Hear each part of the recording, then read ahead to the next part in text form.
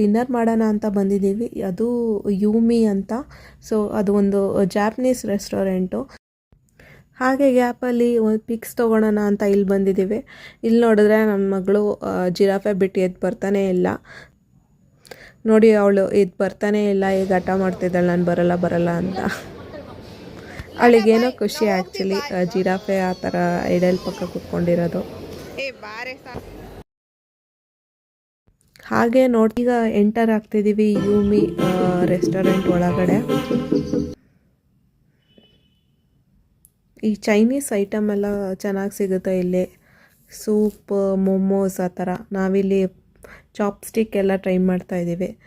ನನ್ನ ಮಗಳು ನೋಡಿ ಏನಾದರೂ ಹೊಸ ರುಚಿ ಅಂದರೆ ಹೇಗೆ ಟೇಸ್ಟ್ ಮಾಡ್ತಾಳೆ, ಅದೇ ಊಟ ಕೊಟ್ಟರೆ ಮಾಡೋದೇ ಇಲ್ಲ.